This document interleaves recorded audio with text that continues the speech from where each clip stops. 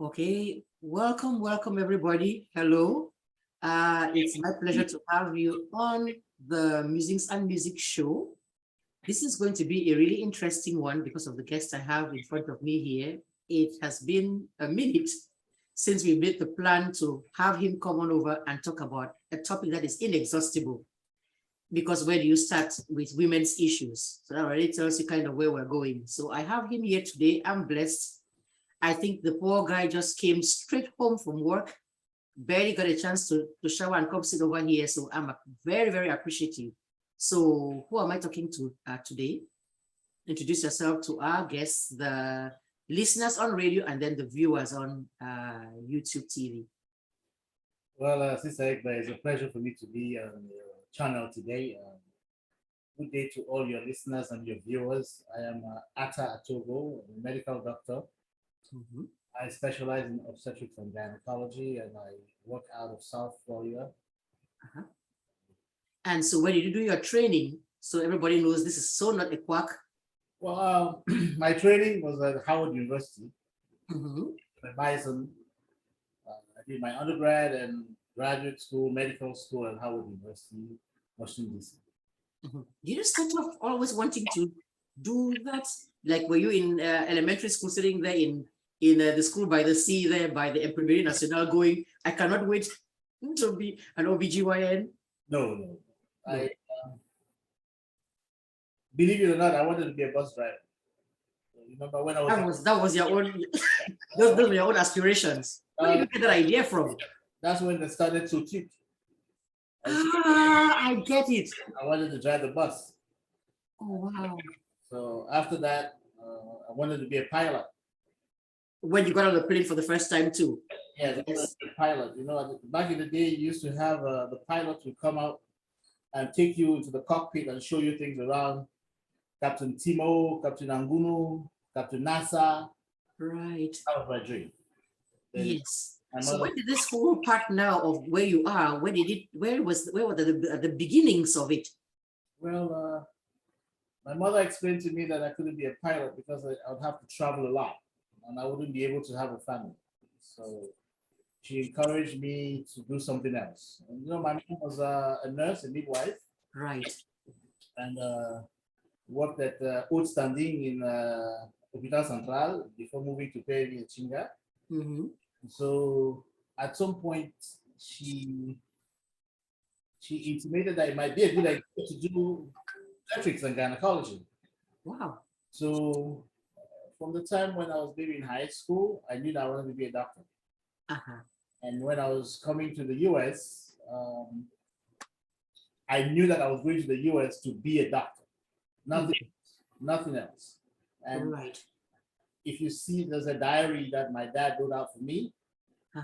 You see that she wrote that you're going to go to the United States, you're going to go to medical school, and then after medical school, you will come back and work in Cameroon. So, and he gave me a timeline and everything.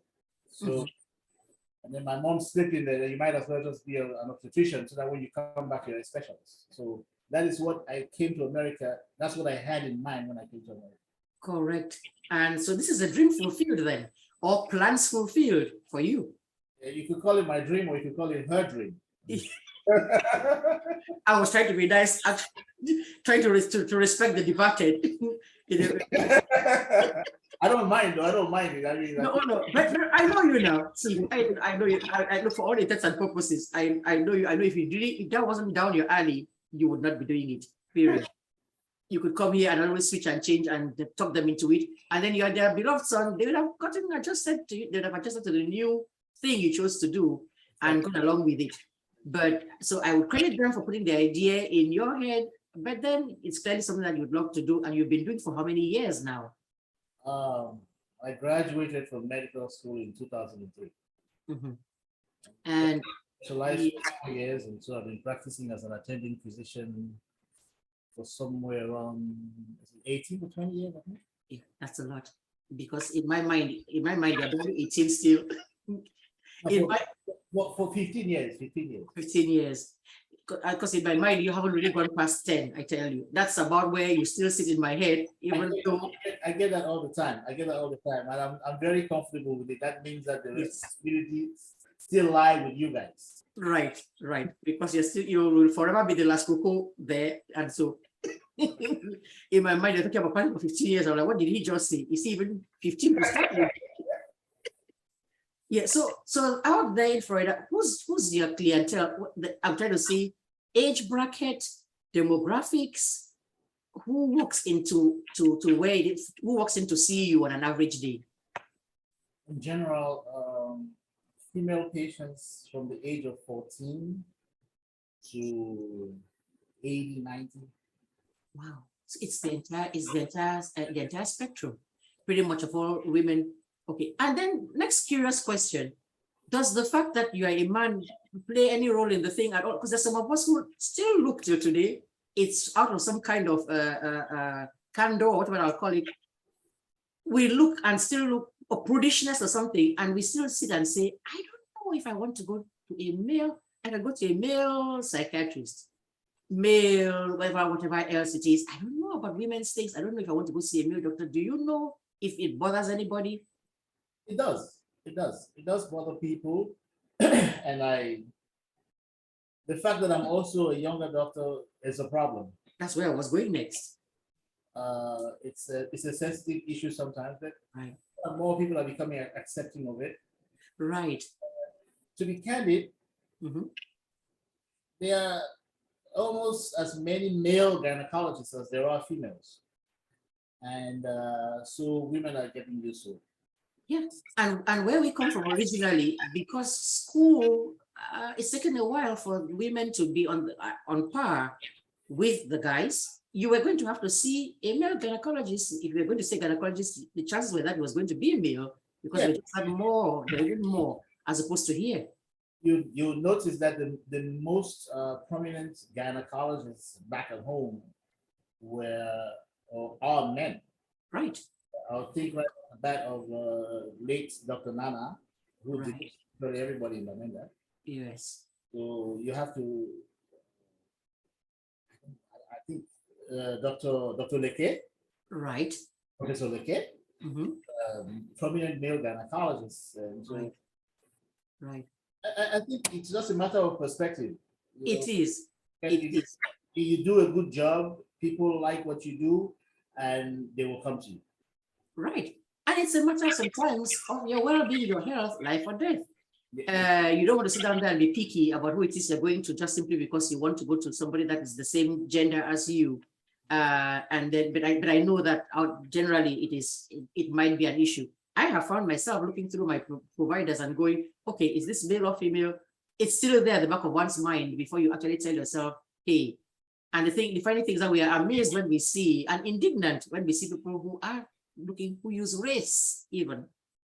Is he black or is he white before you go to see the doctor? Race is always an issue. Race is always, and the good thing about where I practice is I practice in South Florida, which is very diverse. Right. And more so, the area where I practice has many immigrants. Right. So at least I don't get to face that a lot. If any person were to come to my office and worry about whether I was black or white, then they don't know where they are. Exactly. So, exactly. Right. Okay, then. Another curiosity, because I'm trying to get rid of all the curiosities before we actually get into actual women's issues. Okay. Another thing I was going to ask is, what are the ethics? I just wondered, what are the ethics for treating family? In other words, would your sister come in there and you go ahead and say, okay, here, let's go and check you out, and then would you perform surgery, deliveries on your own wife? Did you deliver your own children, for example? No, I didn't deliver my own children. Not your my own children. What is the deal? Is it just a personal choice that you said, I'd rather not, or is there some ethics that's involved too? When my first two kids were born, I was not yet qualified to do deliveries. If you were, would you have? Probably not. Probably not. I would rather be supportive of the mother as opposed to trying to deliver, unless it was an emergency. Yes, wear your husband hat. Yes. As opposed to doing, yeah, sorry, I had a little glitch here. We rather wear your husband hat than wear the doctor hat. That's more important to you first. Yes. And I guess most people will have the same. My third child, when he was getting born, I sat there and the doctor did not know I'm a doctor. Oh, So I just sat quiet for the whole time and they did whatever they were supposed to do, and then I just let it be. I'm just after. Why did you not say anything? I'm just curious now. Under pressure. It puts people under pressure. Yeah, that is true. Yeah, that is true. It pretty much becomes an observation. Like it's almost like like teachers we are there, you do your thing, and then the principal walks in, you suddenly start to act different. Yes. And that is not the best thing for the doctor. It makes plenty of sense. It does make plenty of sense. And sometimes they tend to want to overdo it. Right.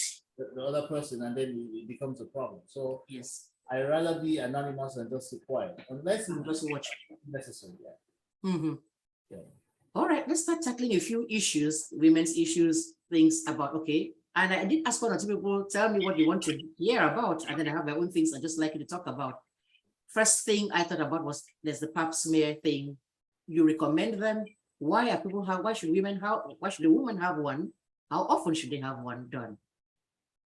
All right, so the issue of the pap smear, and the things that many people misconstrue the idea, or they don't understand what the pap smear is. The pap smear is not the act of doing an exam. It's not the act of inserting the speculum into the vagina.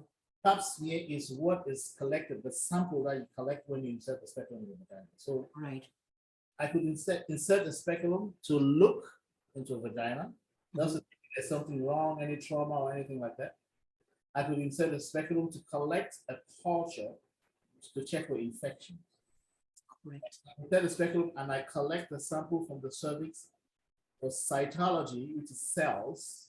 I am screening that patient for cervical cancer. That is a pap smear. Right. All right. So I'm screening for cervical cancer. Right. We start doing pap smears at the age of 21. Irrespective of whether the patient has been sexually active before then or not. The reason being that the body has an exceptional ability to heal itself. Right. And so there's no point trying to check for cervical cancer in a 16-year-old, 17-year-old, because by the time she's 20, the body would have healed itself. And mind you that cervical cancer is not heritable. It's a genetic issue. Cervical cancer is an infection. It comes as a result of an infection, virus called the human papillomavirus.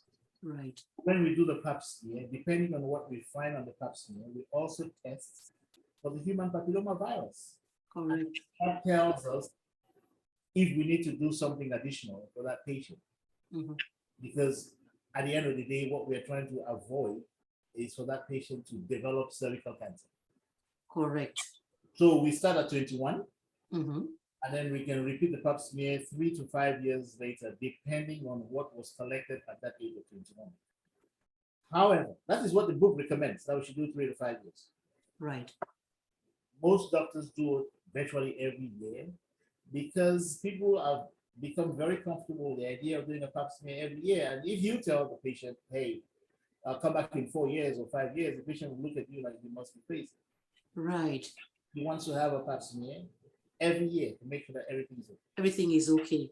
Because we're all scared of the stories where they tell you things like if we had caught it before, maybe if we had caught it earlier, maybe we would have done, and then there's all kinds of stages that they tell you you're at. Yes. So that is like, okay, let's just talk about the cancers then, since we're already there. There's ovarian, right? There's cervical, I think uterine too. Yes. All the things. So you want to explain a little bit about what each one briefly, because I know that's the whole dissertation, if we go into the details. Well, the thing is that we have to understand the female anatomy. Right. We have to understand the female anatomy. When you see a female patient, the first thing that you see is the vagina from outside. Right. Vulva. Right. Tibia, that's the vulva. Right. You can get cancer there. It's called vulvar cancer. Right. Shockingly, I had a 23-year-old came to my office a month ago and told me, see, I have this wound on my vulva that is not healing. It hasn't healed in about a month or two. And she has a history of, she said, herpes. So I looked at the lesion. I'm like, this doesn't look right. She's 23. I'm saying to myself, this is not herpes. It's worse than herpes. It's not healing. And the sides of the lesion they don't look right. Mm-hmm. So I decided, see, I'm going to take her to the operating room. I'm going to go shave off those sides, clean it up, try to get to the part that is nice and fresh, that is good tissue, and then close it back together and see what happens. So I do that, and guess what? She has vulvar cancer at 23. Wow. 23. So there's a vulva where you can have cancer. Uh-huh. There's the vagina where you can have cancer. Oh.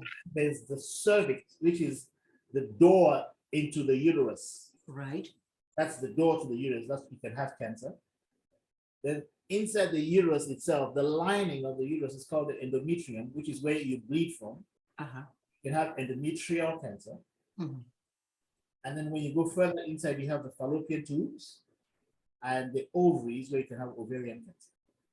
So those are different cancers with different origins and different causes. Correct. All of those things that you are birthed with, that you are born with, that you just have the potential to become cancerous down the road. So of all of these,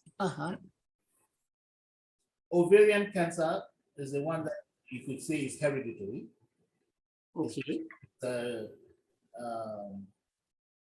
If a family member has ovarian cancer, you can percent the chances.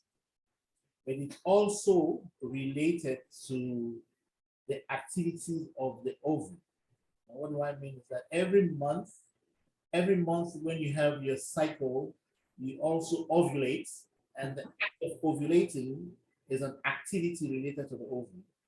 And so people who have more ovulations have a tendency to developing ovarian cancer, as opposed to people who don't. So a patient who has 10 kids means that for 90 months, she hasn't ovulated, but she was pregnant for 90 months. So she's less prone to ovarian cancer than the person who has never been pregnant. Oh, Lord. And coming from one African context where you like you have double trouble. So there I am, I'm trying to have babies, can't have them. Then now, because I'm not ovulating as often, there I go now with some more trouble, some more potential issues. So no, the person who has had pregnancies, right? When you're pregnant, you don't ovulate. Yes. So that is good for you. It is protective. I don't even know. But the person who is not pregnant is constantly ovulating. Yes. The person who is doing fertility treatments, trying to push her to ovulate, potential risk for ovarian cancer as well. That is what I'm calling the double trouble. Yeah. Because now I'm trying that. Okay, I don't even know what to say more about that than to sit and say. And the sad thing is, all of this, thank God for science. More and more we know what's really going on now. I can just imagine what was back in the time when nobody really quite knew what was going on. And even now, in places where this kind of exams are not done, look, the most that anybody has is the PME. You go, they go check you there, you go back. First of all, the husband is following you there to go and talk about what should be done to you. No tie, don't tie no tubes, don't do anything. I mean, it's a whole circus in some of those PME places back at home, where the science is one of the last things on the agenda.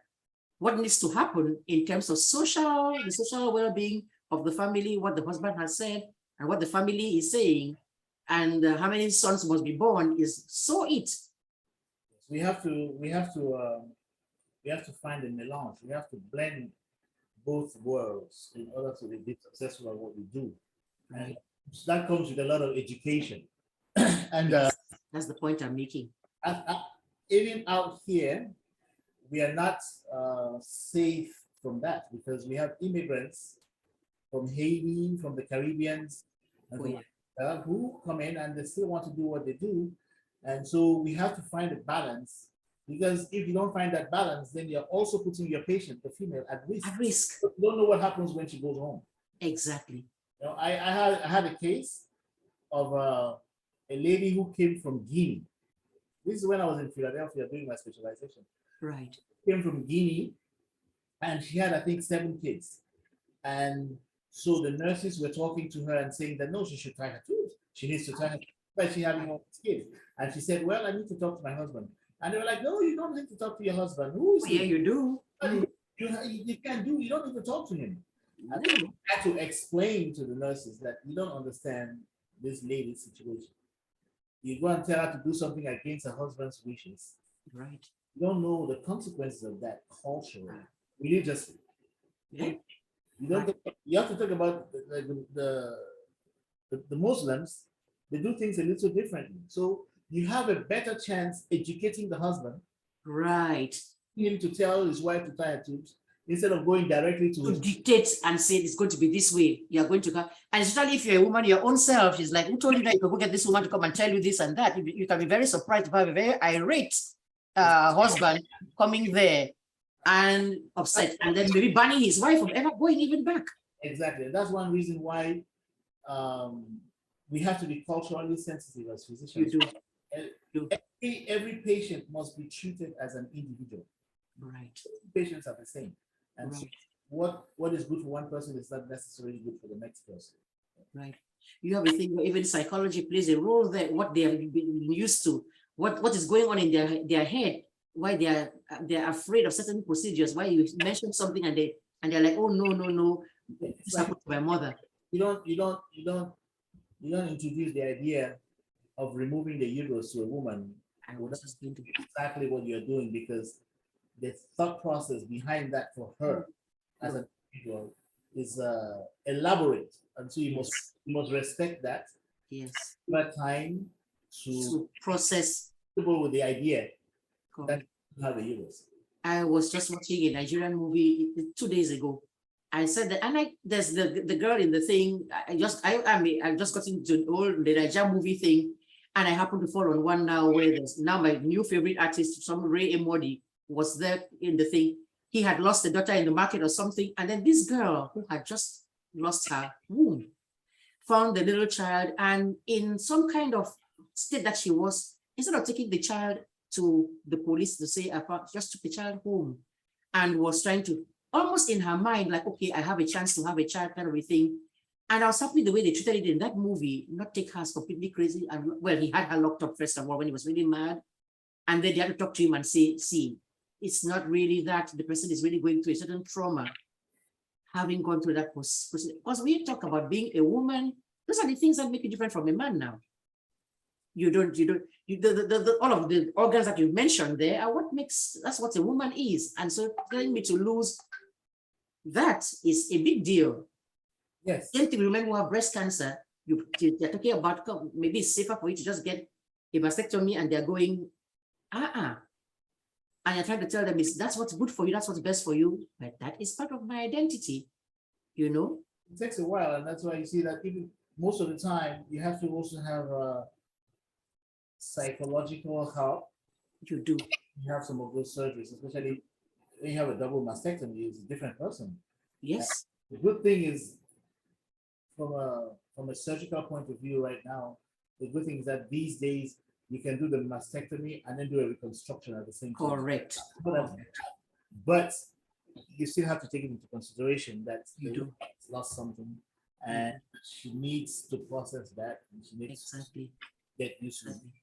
It's a new person. It's a new person. Yes, that's not how you've lost. Even people understand that. Funny things, people understand an amputee better. Yes. Okay, a whole arm has gone. Oh, that's the thing. They understand a whole limb, like a leg has gone, and they have a harder time probably because you don't actually walk around with your uterus out there on your shoulder. Yes, probably they don't get to see that there's pain that goes into it too. It's the same thing for people who do a bypass surgery, because they change from being a big person to a slim person. And for some of them, they see the health benefits of it and they like it, but they're used to being big people. And then small, and it's difficult. It's difficult. So psychological help is also needed for those people. And that is kind of course, I keep relating everything back to our motherland. We are not into psychological things that much. Somebody doesn't do the thing, I get over it. And we tend not to get that. Because they're crazy. They're crazy. Yes. Yes, that's what I'm talking about. I was so happy with that movie. They told that girl go get some help, you know, to just adjust. It was a big adjustment to the whole thing. So we've talked about that. There's also fibroids. That's another thing that seems to be a problem. That seems to be, I know, is a problem for women. Yeah, fibroids are hereditary. Okay, and fibroids grow on the uterus. Most of the time, once in a while you'll find a fibroid on the cervix, but most fibroids grow on or inside the uterus. And so they're not cancerous. They're never going to be cancerous. Okay. Cause a lot of trouble in terms of bleeding, pain, discomfort, painful intercourse. And so when they are that troublesome, then you have to do something about it. But if they're not bothering the patients, irrespective of how large they are, you don't need to do anything about it, because the fibroid is never going to turn into a cancer. Okay. Yes, so it's the attending things, the accompanying things that it can cause. Exactly. That you should be looking at. It usually causes a mass effect. Right. Have a huge fibroid that is, say, on the posterior aspect of the uterus, then it applies pressure on the rectum, and then the patient has a lot of constipation. Right. So if the fibroid is in front of the uterus, it causes a lot of pressure, and so that patient is always going to the bathroom to pee, because the bladder is sitting right there, right, pressure on the bladder, so they're always going to pee. They want to travel 1 hour into the journey, I have to pee. Another hour, I have to pee. So they're always in the bathroom. Pretty much what a pregnancy does to some people. That's right. But now the fibroid is the one busy doing the same thing. Exactly. So you have to put all of that into perspective, and then there are those who bleed a lot. It's mostly the bleeding people that is just an impossible life to live. Yes, and I know people who bleed for 2 weeks at a time, 2-3 weeks a month. So there's only 1 week when they are not bleeding. That's not going to fly in many families. So we need to make some hard choices. We need to make some good decisions. Right. And the good thing about all of this is that these days there are minimally invasive procedures that we do with fibroids, with bleeding. It may not help with pain, but it will help with bleeding. So right. We can do an embolization, which is to cut off the blood supply to the uterus. That would significantly decrease the amount of bleeding. Downside to it is any person who has an embolization should not be thinking about getting pregnant after that. Okay. So that's the downside to it. So a patient who comes to me who is 25, I'm not going to offer an embolization to him. Right. You have something called the intrauterine device that you can insert into the uterus, and sometimes will reduce significantly the amount of bleeding. Pills are also used sometimes, but you have to understand that the fibroid is a structural issue. It's an anatomic problem. It's not a hormonal problem. So the birth control pill is not gonna, it's not gonna give you 100% guarantee that it's gonna work. So, and then after that, you have you can remove the fibroid alone. Right. And they tend to grow back, right? They tend to grow back. So you have to put that in perspective as well. So you tell the patient what you can do, then take out the fibroid, then let them know that 4, 5, 6 years down the line, they might have it again. We'll be right back. So every patient is different. You have to treat every patient differently because their circumstances different. They haven't had kids, they want to have kids, they're not interested in having kids, their age. Yes. All of that has to be factored in. And they have to make that decision based on all of the things, which one's better. We are sitting there, I go and say, I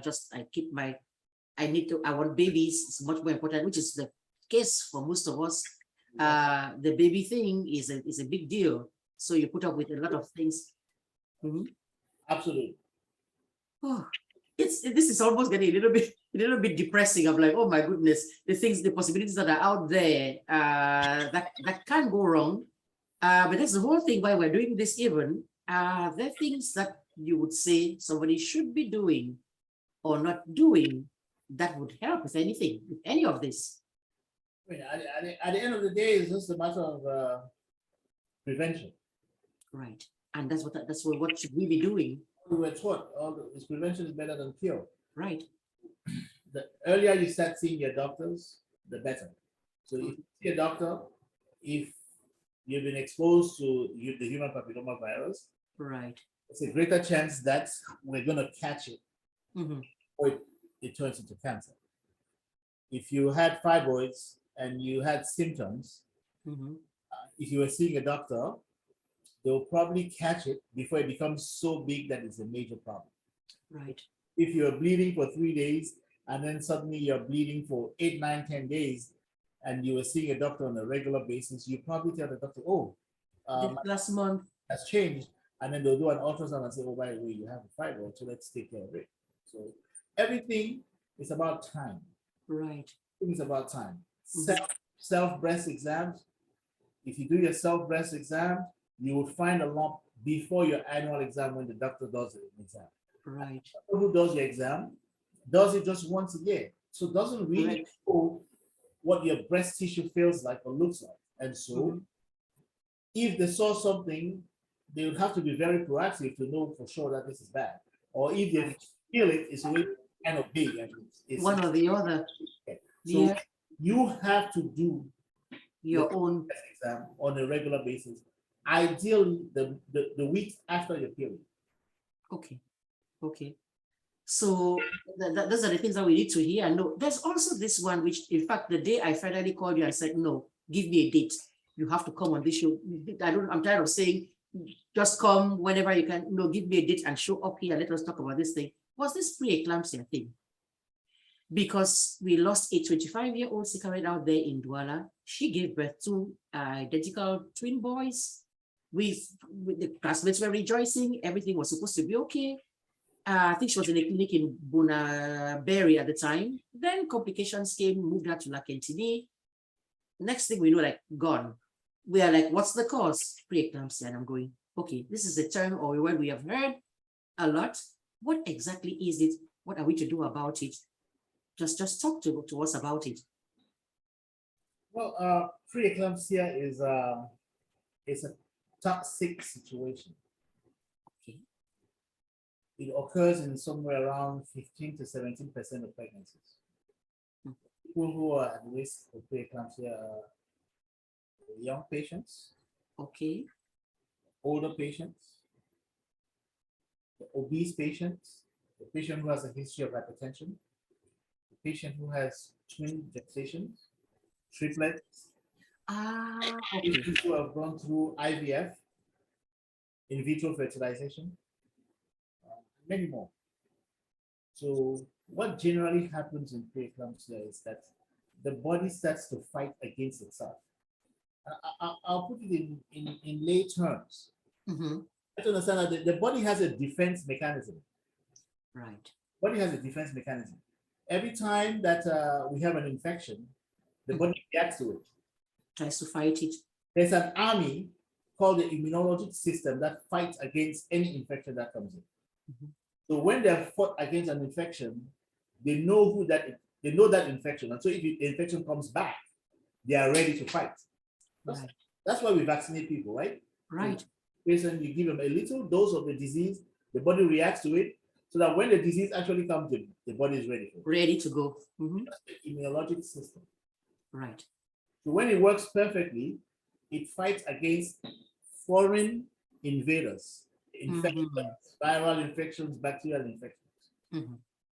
But as you know, there are always some crazy people. And so sometimes that immunologic system starts to fight against the body, against something that is inside the body itself. And you're like, why are you doing this? Right. That is what happens in pre-eclampsia. The immunologic system starts to fight against the placenta. It looks at the placenta and says, this is a foreign object, so I'm going to kill it. Yes. Yes. And so the way it does that, it starts to attack the vessels, the blood vessels in the placenta, and basically pokes little holes in that blood vessel, into those blood vessels. And so those blood vessels start to leak. And those blood vessels leak fluids or blood or whatever you want to call it into the surrounding space. So it is third spacing. So this doesn't, when it has started the process, it is not limited to the placenta. it starts going all over the place, the kidneys, the brain, the liver, the feet, everywhere. And so you will notice that people who have pre-eclampsia, they have swollen feet. Right. Their third spacing. You notice that they have pain around their right chest. The liver is swollen because the blood, the fluid is leaking into the surroundings of the liver. You notice that in bad scenarios, they have shortness of breath. They have headaches because the brain, everything is leaking, and so they have severe headaches, and they have blurry vision because when the brain becomes swollen, it's squeezing the optic nerve, and so you can't see properly. So that is, in a nutshell, is what happens to the person who is pre-eclamptic.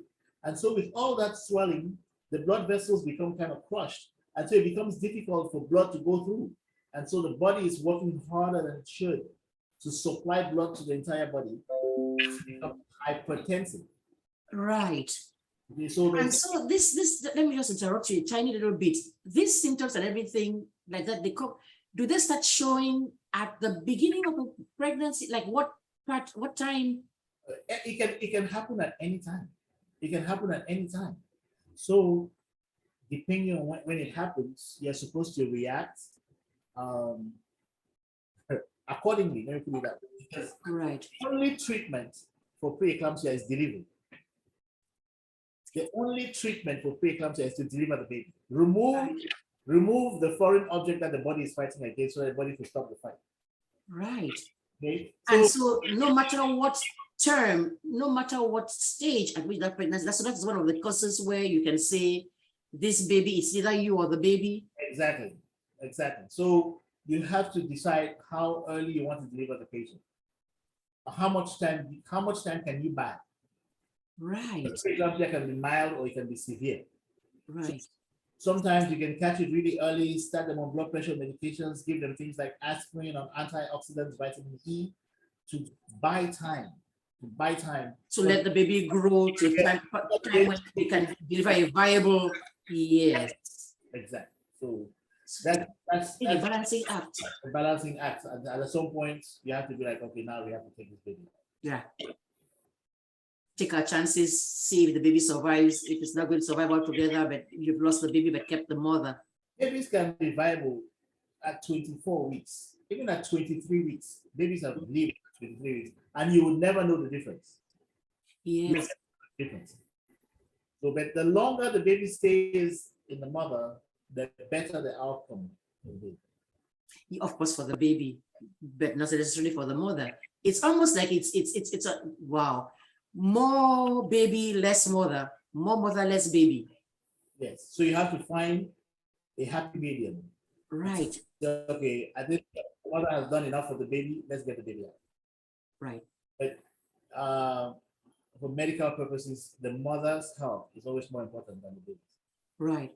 So it seems to me like I'm trying to ask, what are we supposed to do to prevent that? Is there really, you talked about, okay, so for people with obesity, watch your weight then. For blood pressure, do your blood, monitor it. You should be monitoring your blood pressure. You should be on blood pressure medications. So far, one of the things that they have suggested that we do is that we should use baby aspirin.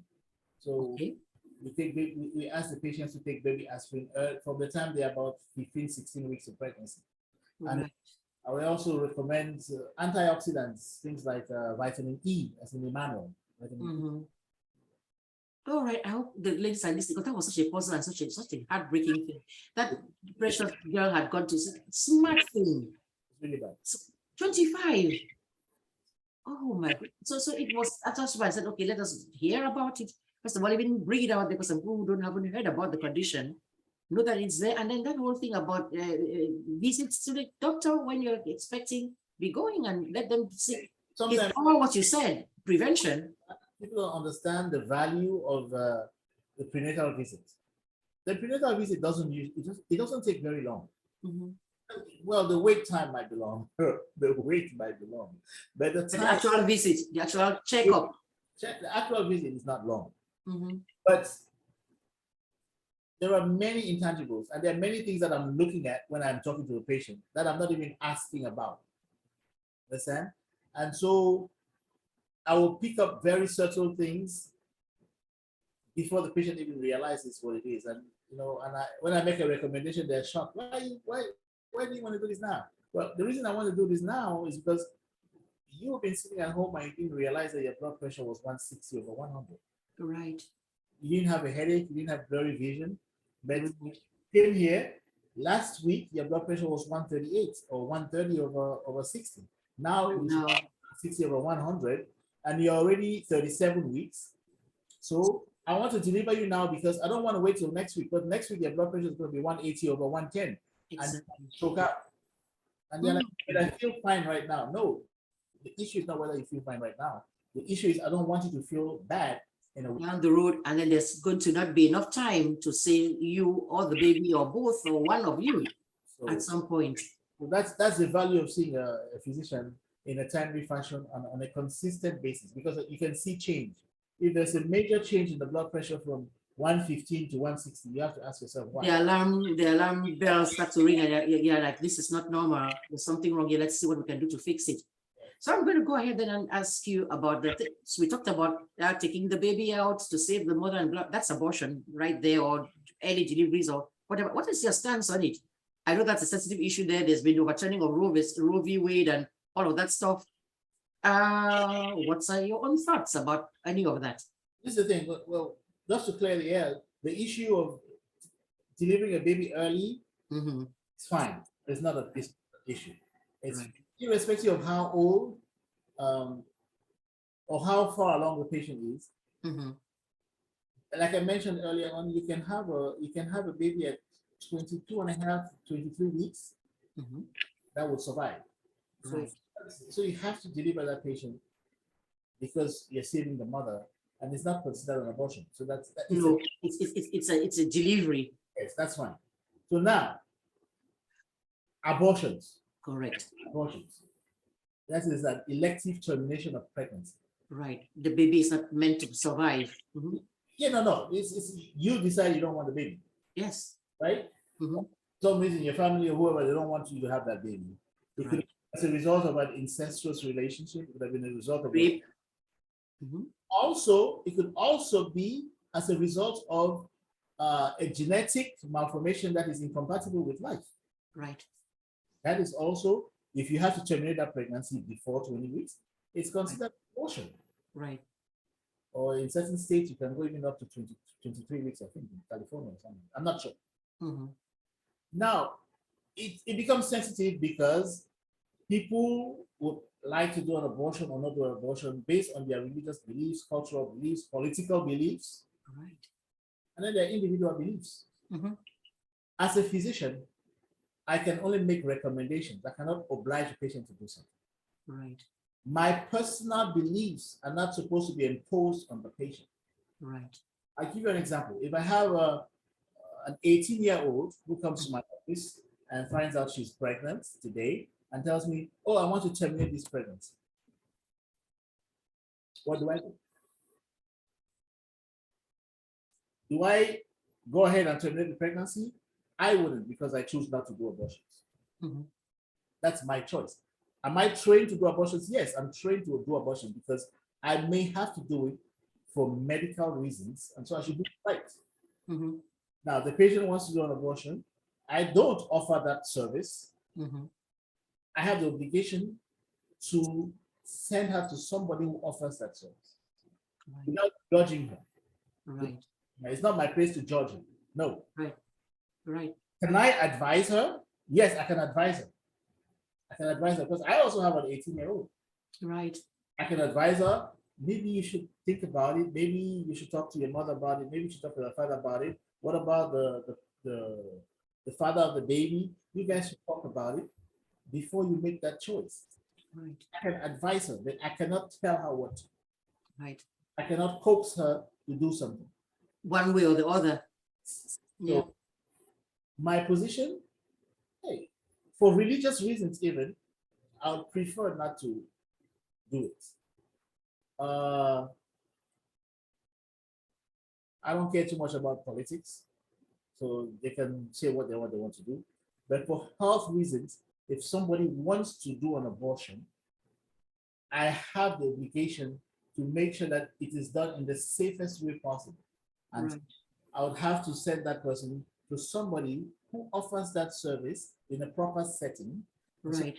Do Not it. in the back alley there. Let's take some caustic soda and some eau de javel and let's see what we can do about this. Or stick Yeah. Oh, it does happen. yeah. It's a whole, because people look at these issues as black and white. There's a lot of gray areas involved in a lot of these things. It's not black and white until you're facing the situation. Thank you. Talk to the individual and where they're coming. I mean, I sit down and I see a patient who comes in and has 7 kids already. Right. 7 kids already. And she's from a low socioeconomic background. And I know she cannot take care of these kids. And she wants to abort the pregnancy. Who am I to judge her? I can't judge her. Right. Judge. You can only start with things like, okay, how about give the baby up for adoption? But she has to get to go through the entire 9 months. Do that, yes. Before she's able to give birth before adoption, and what they're barely, she and the other 7 kids are barely eating. Exactly. We don't eat right now. And I need to start figuring out how to tell her, okay, we need to now do something about preventing you from getting pregnant again. In the first place. And they are there, they have their religious beliefs. You have to ask yourself, who is this guy who's getting someone pregnant 7 times, 8 times in 2023? Exactly. You have to ask that question. Right. It's so not, I'm talking from a teacher's point of view, that idea of looking at the kid and saying, this one who's sleeping in your class, he's just not interested in education. This other one who's this and so it just means this. If you hear the stories, you will not be quick to judge ever. Yeah. Ever. Okay. Now I don't look at the sleeping kid and say, just come pop on the head, why are you sleeping? Oh no. If you'll be surprised, ask and say what's going on, you'll be surprised at what you hear. So I really get you when you're talking about taking each case as an individual case, seeing what the story is behind the thing, as opposed to jumping to conclusions and passing judgments. And I talked to a few younger people about, I'm going to be talking to a gynecologist. What would you want to know? And the younger ones talked about, okay, when is the time? Busy as they are, young adults, going to school, getting their degrees and stuff. They're like, look, this getting married and they're the ones who don't want to also just have babies left, right, and center. I want to wait, get all my education in, then I'll get married, then the babies will come. Okay, but then by the time I get all of that done, I'm in my mid-30s. When do I start? There's the whole egg freezing thing going on. You'd be amazed. Oh, I'm talking to the wrong person. You don't be amazed. It is your line of work. But I was amazed asking the questions and finding out how many of them are saying and sitting and saying, see, I don't want to adopt. I want my own babies, but I don't have it. Career is important. So talk about freezing of eggs. What is your thing? What's your advice to them? What's the deal? I'm a little bit old school about these things. And what I mean by that is we need to find a balance between our careers and our families. And I teach medical students, for example, right? Right. Medical students. And I tell them this all the time. You have to be very careful about the choices you make today because they're going to affect you later on. Right. And the same is true for everybody. Mm-hmm. If you wait and you want to be very comfortable before you have a kid, you're probably going to have a kid when you're 40. Yep, that's what you're looking at. So when you're 40, it's more difficult to get pregnant. Number one. It's a difficult pregnancy. Number two, like as in high risk. High risk pregnancy. But by the way, after 35, it's high risk already. Already. Yeah. So even if you've had kids, even if you've had kids before. 35, the number 35 is high risk. Straight up. Yes. You're more disposed to have a baby with genetic problems. Number three, I'm counting for you, so you just keep talking. Mental retardation, learning disabilities. Number four. Pre-eclampsia. Okay. Maybe I should count that as 5. And everything else. More importantly, you have to think about this. You don't want to take your kid to the football game when she's 10 years old and her classmates, is that your grandmother? Yeah. Is that your grandma? It happens quite often with other people that you actually see out there. Not only are the people saying it, because of the looks and the different age, you actually are feeling it. You cannot run with a 10-year-old when you're 50. There's no way. You can't. So be very careful. Be very careful about the choices you make. Right. And in as much, and I must say this, in as much as America is not very friendly to pregnant patients, America, I say it again, the American workforce is not friendly to pregnant patients. I still advise everybody, just go ahead and have the kid. 1 or 2 kids in your late 20s, early 30s. Nobody's ever going to fire you from the job because you're pregnant. Right. And then you enjoy because by the time you're 50, you have a kid who's already in college. Oh, yeah. Hello. You have a kid who's in college. Exactly. And exactly. So, you know, and when I'm sitting here now, just waiting for grandkids, and then I can say, hey, little baby, and then send you home to mom or dad, and then stay back here. Yeah. My advice is forget about work, forget about career. But I don't mean forget it that way. I mean, I know. Don't be worried about it. Get pregnant. Pregnancy is a beautiful thing. It's a great thing. It's a woman's best accomplishment. It's a beautiful thing. Right. The job is still going to be there. Right.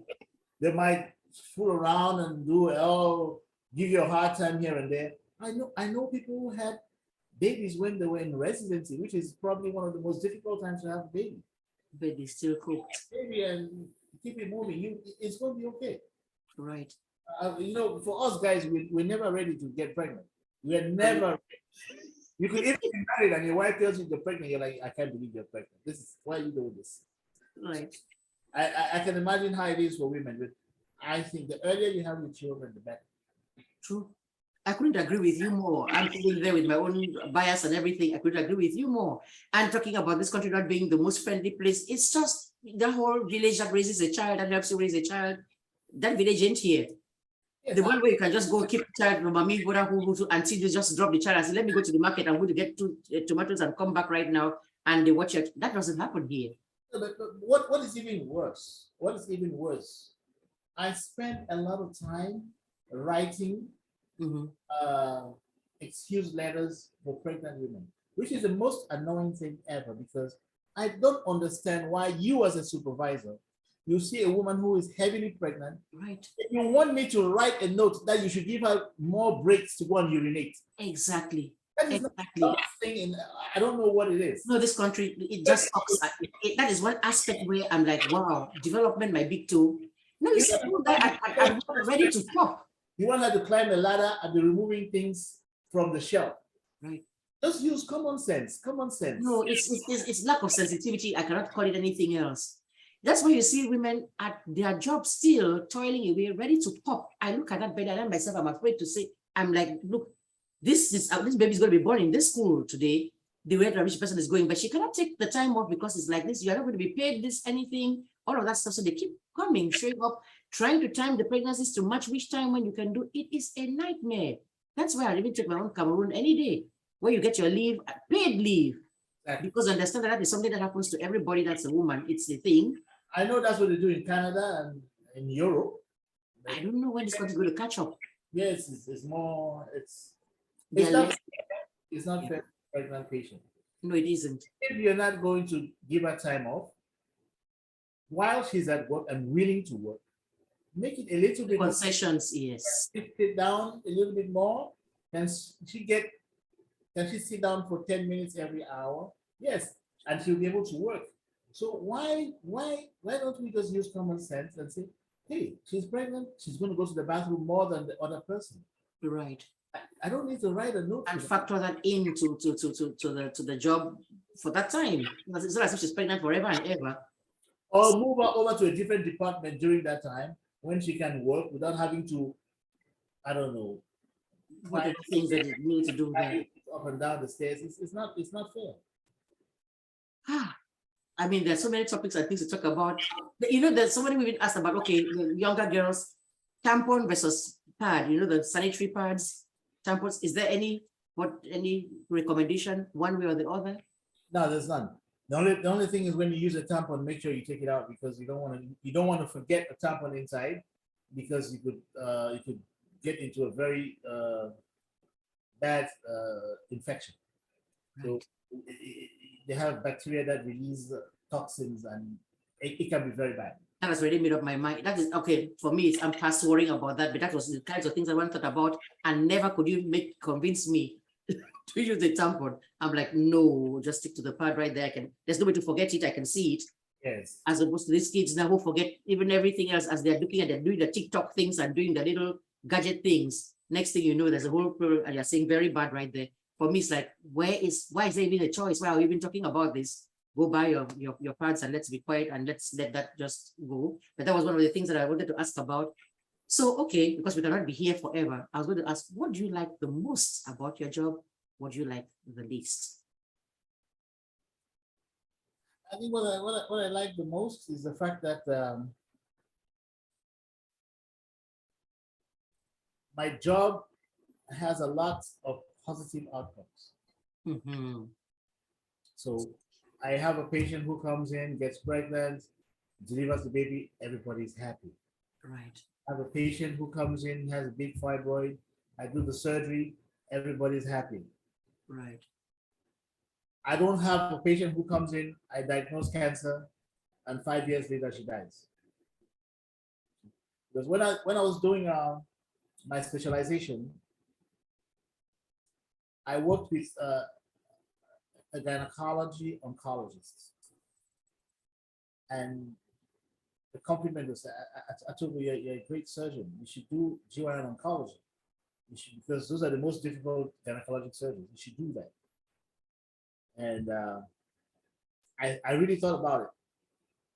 I was going to do it, but I realized all my patients are going to die. Regardless of what I do, they're going to die as a result of my job. Mm-hmm. So that was the reason why I chose not to do it. Don't blame you. Because at the end of the day, when you come and sit at home, I'm not talking about, oh, I lost this patient today. I'm talking more about, oh, this lady delivered today. Right. That's happy. When I have a cancer patient, well, she stops being my patient because I ship her over to the gynecology oncologist. Right. I ship her over to the gynecology oncologist. She might come and see me once or twice after that, but if she has any major problems, it's the gynecologist who takes care of it. Right. Not really my patient anymore. So you are more into, sorry. She feels happy that I discovered the cancer. Right. And hopefully it was in a timely fashion. Right. So to say, the 23-year-old I spoke about earlier on, I think that we found it early. Mm-hmm. She's going to go ahead and do fine. So my end of the job was a happy part that, oh, you found exactly. It, and I really appreciate it. You've saved the life instead. You've made the life better. Yeah, so that's what I like about it. In other words, you even assist in the creation of life process. Yeah, so they can't have babies, and then we help them get pregnant. Exactly.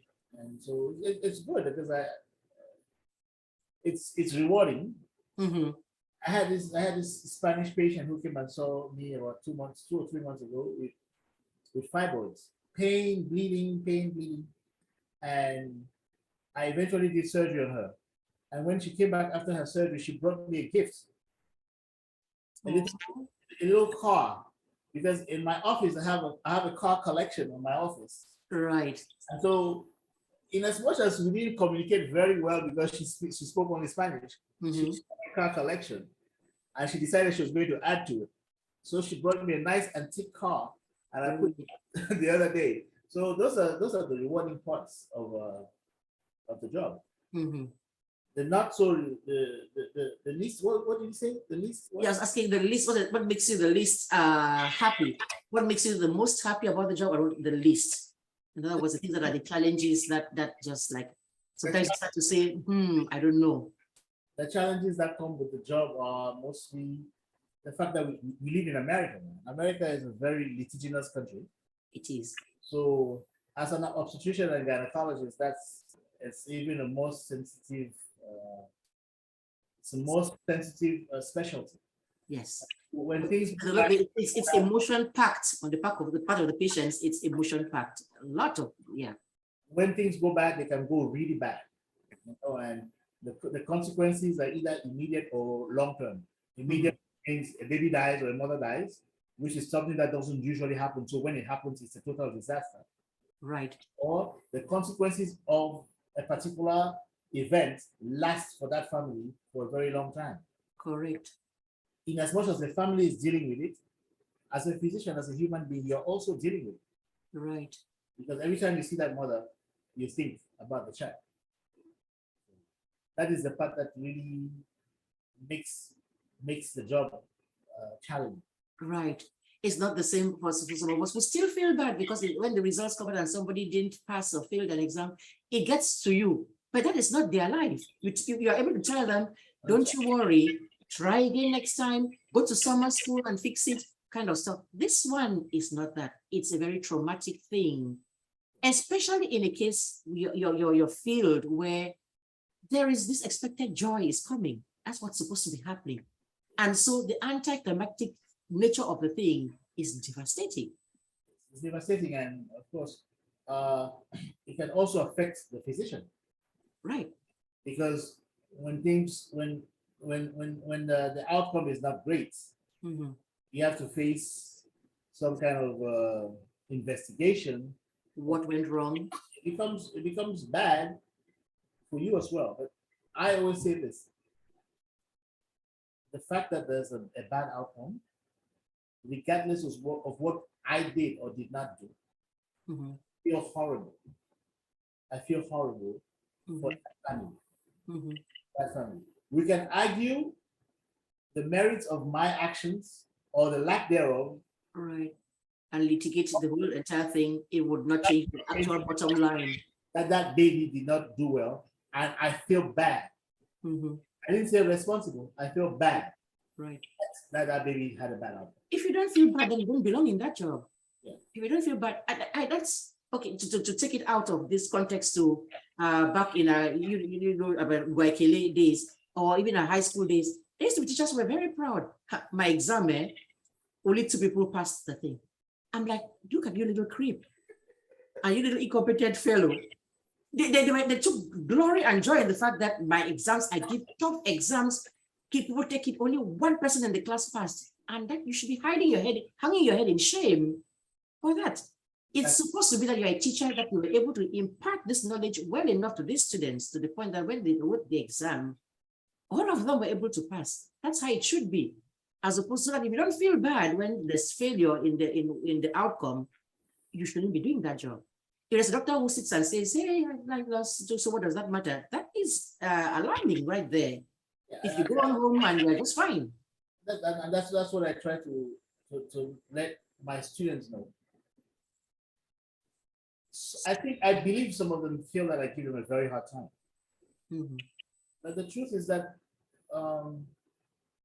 if you don't practice hard, you're not going to play well. And so I'm not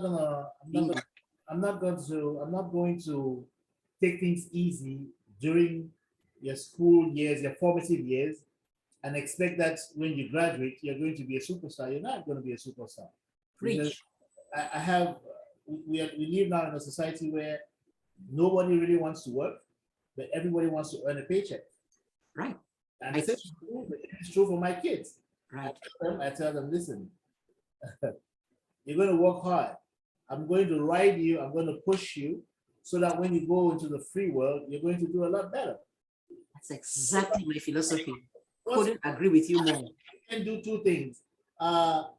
If you're washing a car, you can do the laundry. No, do both at the time. You don't have to do one after the other. You have only 24 hours in one day.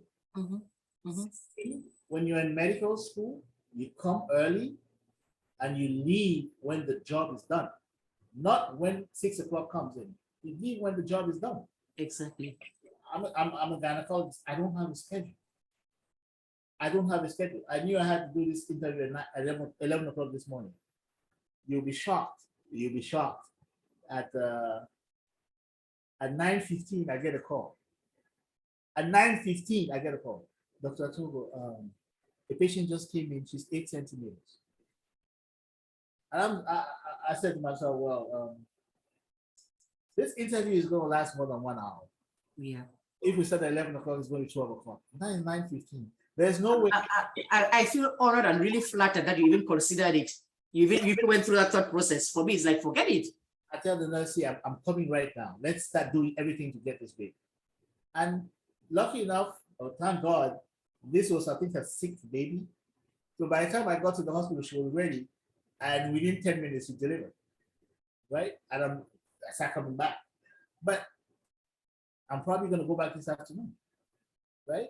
So if when I was in school, I didn't learn to be versatile and to be highly trained, if it didn't push me, then I'll spend the rest of my life complaining about everything. And this is one thing I'm very grateful about going to Howard University. I can't do an interview and not see this. This is one of the best things that happened to me, is going to Howard University. Because at Howard University, it's a me against the world attitude. Without sans embâche, as they say in French. We're Black people. People seem to think that we're not competent enough. We are going to kick everybody behind because we're going to work harder than everybody else. We're going to study harder than anybody else. We're going to be the best surgeons. We're going to be the best cardiologists. Everything that we do is going to. So when you went on rounds, when the attendant asked you a question, you had to be on point. But if you were not on point, they will let you know. They will let you know right there. There's no sugarcoating anything. So by the time you leave Howard University, if you're not on point, yeah. And that is how it should be. We should be training people for the real world. Yeah. You see, I see one or two things. I'm the old school kind of person. You know that. I'm going from the teaching part of it to the dress code. What are you wearing? Why does that? What are you saying? Did you read what is on your T-shirt that you're saying, walking around the place proclaiming? And why can I see your belly button? I'm still that kind of teacher. You come to say, can I go to the restaurant? I'm looking and like, why can I see your? Why do I see your belly button? Well, they're trying to drag the thing down at that point in time. I'm that kind of. Even my patients, when they come to my office, the younger ones, I tell them, if you come in this, how you call it, the scarf you used to sleep at night? The do-rag thing. Or the bonnet. Yeah, the bonnet. With the elastic right around and the thing. Where were you? Tell them, don't come to my office next time looking like that. I tell them in front of their parents and everybody, do not come to my office looking like that, because you're going to go to an interview looking that way, and they're going to look at you and say, well, you're Black, and look at what you're coming out with. You start thinking that it is normal to go out looking like that. I'm like, well, if you think it's normal, I don't think it's normal. If you're going to come to my office, you should be well kept, you should look nice, you know. Yes, and I tell them, see, thank me for telling you, because I am being open and honest. I'm telling you that this is not good. But everybody else is making an impression. You're making an impression about everybody else. They're not just saying it. Exactly. You see, let me just call a spade a spade. My white male colleague down the next door here is not saying anything to you, because if he says anything, you may accuse him of being racist. Exactly. He's a young dude too that just came out of college yesterday. You'll say, hey, he's looking at me. So he can't say his lips are sealed. Oh, this Mark can tell you a thing or two. Those thighs that I'm looking at right there, that's like dangling a piece of meat in front of somebody. So they're like, oh my goodness, you're so extra. And I'm like, yeah, I'm here to be extra, to tell you a thing or two, which one or two people will not be telling you, even about authority. What I teach is an elective. So they sit and say, hey, PE, that kind of thing. I say, no, if it's on your schedule, it is on your schedule. You take it seriously, you excel at it. That is how you learn to even respect authority, no matter where it comes from. So that by the time the popo is stopping you on the road, you're not ready with this attitude, because you think you can just get your way out with yelling at people, being aggressive and that kind of stuff. I tell them, just like you are saying, the training, you're doing a fantastic job telling them that. I say, look at all the people that actually excel and have to put out some kind of output. It is the athletics people. Have you ever seen a coach tell a person, boo, boo, would you like to do a lap, maybe half a lap today? Or do they say, go? Look at the military, where your life, you're defending the country, or his own life is at stake. Do you tell them, oh, that is where you have bells ringing, jumping through hoops and stuff, because it's important. Take it seriously. I can't imagine a boss comes to your doorstep. It says, please come in. We'll take you to somewhere where we'll feed you breakfast. and some people are going to teach you for nothing, and you say, no, I didn't feel like coming today. Don't get me started, because I'm going to go off on a tangent. But that's what you see, though. But I look at it this way. I tell my students that I consider them to be Navy SEALs. Good. If you're not a Navy SEAL, don't do medicine. Don't do it, because I don't want somebody who's walking around with me and always thinking about when are we closing today? When is the end of the day? You know, I have to go home. I have to go walk my dog. No. First of all, if you're in medical school, may not be the right time to have a pet, because the pet might not eat. Well, I don't know when you're going to get home. Also, you're making bad choices right there. If you are not sitting in a hospital with a broken leg, I expect you at the clinic. Yeah, don't call me and say, oh, I can't make it today, I don't feel good. What's the definition of I don't feel good? You're a physician, you have 30, 40, 50 people waiting for you to come and help, and you're at home because I think I have a running stomach, or I have a headache. No, you bring yourself to work and see the patients. My son 5 days ago did not go to school. But I didn't know that, because he usually leaves at 6:45 to go catch the bus. So when I was leaving at 7:30, he was in his room sleeping. So I assumed he had gone to school.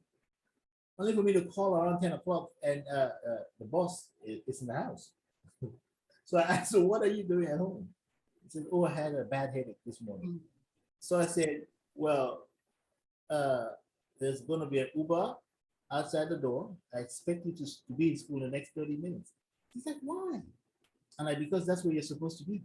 My house is not open to you till 3 o'clock. Your time of tenancy in this house has hours, has fixed hours. No, I have not. You're doing the right thing. And tell me that you have a headache. No, you go to school and we'll figure it out. If the headache was that bad, you should have woken me up at 7 o'clock, see that I'm not feeling too good. My head's stomping inside. Sleep, and then I come back at home at 7 o'clock and he's eating very happily. I'm like, what happened to the headache? If he had been his grandfather's son instead, then you'd have had Daddy Atogho after him straight faster than you did. I can tell you that. The thing is, Daddy Atogho would have noticed that he did not even go that morning in the first place. No, look. I hear you and I applaud you. We've got into parenting too. It's part of the deal. I ended up, as I've said before, going to teach in the school my own kids went to. So your mother is a teacher in that school. What do you mean you're not going? You're not going how? It's not the bus taking you, it's me driving. Two of you sitting there. We're going to the same school. You're not going home anytime before me for any reason. Exactly. Except it's on a stretcher. That's going to be it. If not, you need to stay there. Oh my goodness. In fact, I've thought about this. If we don't inculcate certain habits into our kids, we'll live to regret them. So I'm gonna do more, make sure that these people understand that you need to have a good and healthy work ethic. Understand? You need it. And if that becomes the norm for you, then life becomes easy. True. You're not complaining all the time about work. If you're complaining about school, you're going to complain about work. So they need to have a healthy and good work ethic, which means go to work early, go on time, finish the job before you come back home. Correct. And that's every day. Procrastinating and pushing things over is not going to help. You're never going to be productive. And if you're not productive, you're not going to hold a job. That's simple. And then when they fire you, you bring out the race card. No, they didn't fire you because of we know this. We are not saying that doesn't exist. It's there. But you don't have to go and add one more chip on your shoulder, one more strike. Exactly. That's it. And on that wonderful, wonderful note, if you don't have anything else to add, I don't even know how long we'll be talking here. I'm good to go for like 5 more hours. Easily. I'm open to talk. So right. You may now get a little break from me because I know I'm good at harassment. Say Hamburg like Jiga is the sister Egbe thing.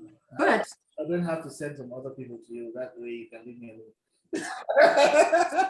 Please send them. Please send them. Let us actually have, because this was all over the place. We went and covered a whole range of topics, touched on them lightly, but do send them over here for your own good, so that I can leave you alone for your own good. You should send them over. People need this knowledge. Everything you have said here, from the parenting things, from what you experience at school, from your daily job and the actual medical things, all of it, somebody needs to hear. Many people do need to hear. So I appreciate you coming over here, taking time out of what is really a busy schedule to come and sit on down here and talk to us. So thank you very much. And I'll give you the last word. Well, thank you very much for giving me this platform to talk. It's an opportunity to share with your viewers and your listeners. Anything I can add is that we need to trust each other. We need to depend on each other. We need to support each other. We have a plethora of fantastic physicians, Africans, Cameroonians in particular, that we can turn to, that we can look up to for our medical needs, for mentorship. Especially. Because mentorship is the wave of the future. If you don't have proper mentors, you're gonna have more difficulties than you should have. Some people believe that they should make their own mistakes. That is their choice. I believe that I should learn from the mistakes of other people. I'll save myself the trouble. And keep it moving. Understand? So let us be open to seeing our own Cameroonian doctors as well. We tend to shy away because of privacy issues, and I tell you, in Cameroon, if we were all in Cameroon, would you not come and see a Cameroonian doctor? Exactly. What options would you have had? I believe you would. I believe you would. This whole thing of always trying to get a small, get some small advice after church, small advice after the Njangi meeting or country meeting, it's a little bit too much. Okay, the things at stake. Go to your physician's office and tell them what your problem is. And I assure you, a Cameroonian physician would treat another physician or would treat another Cameroonian with so much love and care, you would not believe what he did. Okay? And so much more understanding too, because they get you. Exactly. Because I sit around and then after the fact, you hear about things that happen to a distant relative and you ask yourself, how come when I'm right here? Yeah. And there are things that we do that you don't realize that we do. And so you end up missing out and you have outcomes that are really not necessary. I mean, could have been prevented. I'll give you a little example. Someone I know had a family member who and have gynecologic surgery with somebody. And then when they came back and started telling me what happened and the symptoms that they're having afterwards, I'm really asking, why did you do that? Why didn't you just ask me? Because now you end up with something that really should not have been done. And then you're going to have to live with this for the rest of your life. And this is a simple thing, a very simple thing. I'm not saying that it couldn't have been another doctor who could have said the same thing, but I'm saying that when I have somebody that I know in front of me, and you asked me earlier on, oh, what are your thoughts about delivering a family member and things like that? I have operated on a family member. I have operated on a family member. And that was because at the time, she wasn't insured. And so if somebody else was going to operate, I'm going to have to pay thousands of dollars. I'm like, why am I paying thousands of dollars for something that I do every day? Right. But I did that one. You understand? And if you're a specialist at something which there's only you who can really do the thing, why are you trying somebody else if somebody is right here at your own? So let us the term I should use actually, not that we should support. No. As a physician, I don't need support.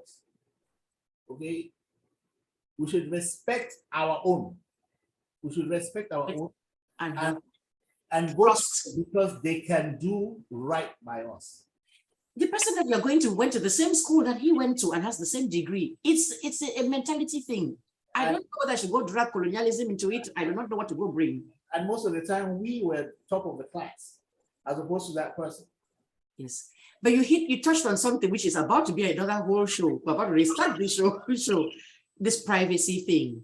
And we don't understand, but no, the person took the same Hippocratic oath that they took. So they can't go say, see, they can't go to the, how will I call it now, to the party and say, let me tell you, so-and-so's wife or CS, so-and-so thing. They value their license and their practice. Exactly. They don't do that. Exactly. That's what people are afraid of. My wife went to so-and-so. No. Why would I want to compromise myself for that? Exactly. I should go and now end up in jail because I didn't want, nobody, they're the same. That's the thing. It's the same qualification that they've got, as he has pointed out there. And this particular doctor, I know him, he's smart, graded at the top of their classes. So you're going to see the person who was the last cocoa in that class that he was in, because he has a name that says Walker, Johnson, blah, blah, blah. All right, let's add Atogho, and then go see him then. And listen to the thing and go see him then. It's a mentality thing. Yeah, so we do have an association of Cameroonian physicians in the United States, CPA. Yep. We have annual conventions. I think you went to one. I went to one right here in Charlotte. And so he's your president now, right? Yes, right, yes. We want to do great things. Right. For other Cameroonians, we want to do great things for people here in the United States. But we want to be able to transfer our expertise also to Cameroon. We need Cameroonians to be more respectful of what we do. We need Cameroonians to participate in the things that we do, so that we all, as a group, transfer our expertise to Cameroon for the betterment of our country, which I think they need us over there. And this is total win-win situation. That is situation, because we have, I must say this, we have fantastic physicians in Cameroon. In Cameroon, we have fantastic physicians, and they are so fantastic because they do not have the same technical platforms that we have. But they manage to find ways to make it work. When I sit down and I speak with Cameroonian trained physicians, man, pathophysiology, they're on top of it. When they explain to you a disease state, and they're thinking behind what they're doing, you have to give them respect. Right. You have to respect them. And I mean, I've had bad outcomes, but when I sit down with the people and I say, wait, why are you doing this? Why don't you do this? Why don't you do this? Could you do this? Because, you know, even people in Cameroon, they'll always call you, can you talk to my doctor? Can you talk to the doctor? You see, and I as a physician, I don't feel very comfortable.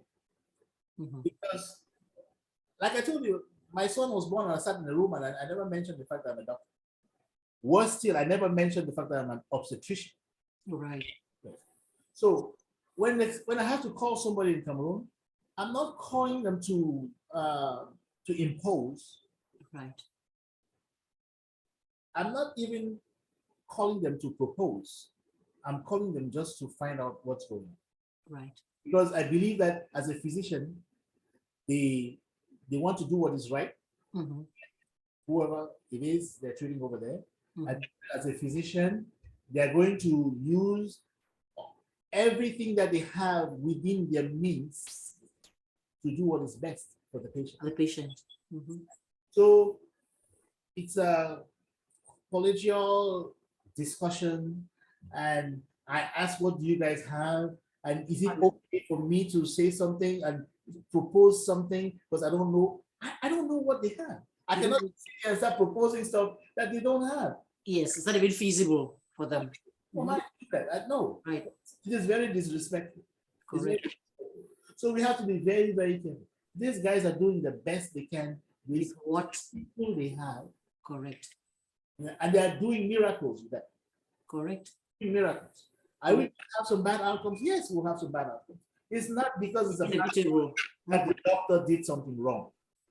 We need to leave that mentality. I had a patient who came in and was telling me that she doesn't want to go to a particular hospital. I said, why? He said, because after she had the baby, the nurses bathed the baby, and so the baby has asthma. Oh my goodness. I'm like, oh, well, I told her, no. I can't even listen to all of that. I'm like, asthma is not related to the fact that the baby had a bath soon after delivery. No, that's the normal policy. We need to understand that we are going to have bad outcomes. And what I mean in layman's terms, people will die in the hospital. Yeah. The reason they die is because death happens. Correct. Is there medical malpractice? Yes, there's medical malpractice. Are there things that could have been done? Yes, it does happen sometimes. But we cannot blame everything on that. They say, no, they didn't do, the doctor didn't do this, the doctor didn't do that. People come to the hospital very sick, very sick. Right. Because and that's good. That's one of the possible outcomes when you go to a hospital. Let's face it, it's one of the possible outcomes. That's why they have morgues. Mortuaries are there because that's what can happen. You don't see, I don't have one at my school. That's not the possible outcome that you think about is going to happen there. So it's one of the things, but then unfortunately, we expect the best. We always expect the best out of it, and then sometimes it doesn't turn out that way. It's like if you've noticed, many people do not go to the hospital that is in their neighborhood.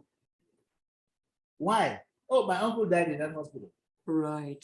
That's why your uncle died in that hospital is not because the hospital did something bad.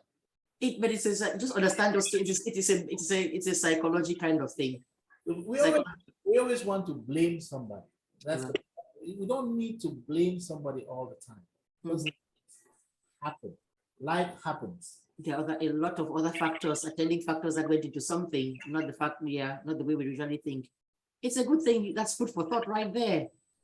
Thinking through. But sometimes it's the emotions. So for most people, though, after they've had a chance to sit back and reconsider and take everything into consideration, you say, for real, that was what was coming.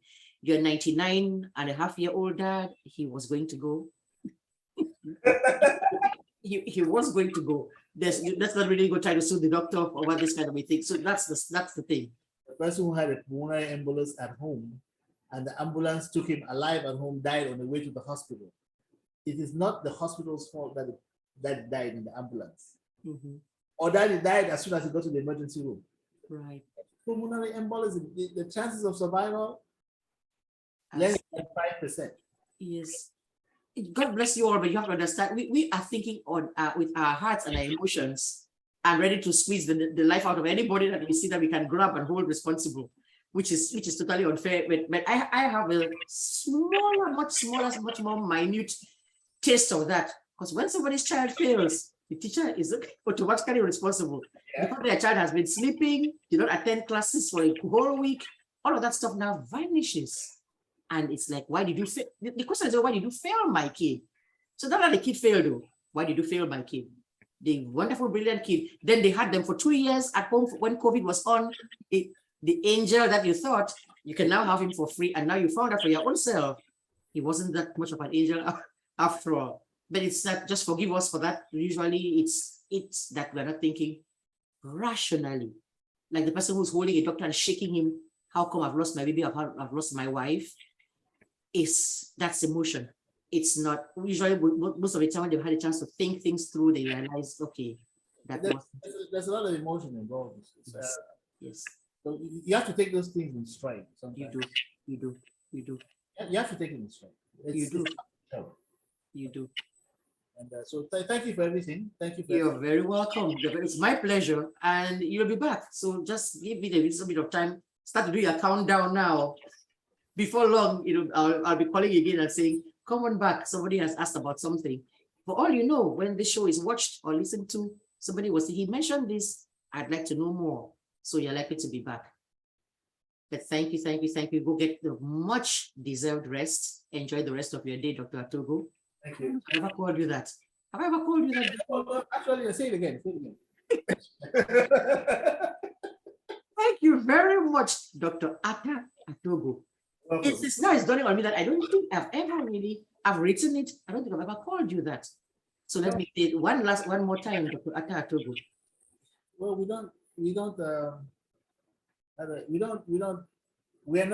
not permitted to grow past a certain level. And Very bad, I tell you. One of the worst cases when it comes to that. No, but I don't mind it there. For me, Dr. Atogho ends at the hospital. At the hospital. Office. When I leave the office, that's it. I don't want to hear it. You know, you go someplace and they say, hey, good morning, doctor. Like 7 people turn around. I think it's time for me to become a professor. I need to do something else. Something else. Yes, I guess when you finally get to that one, then I'll start calling you professor. That might actually fix it.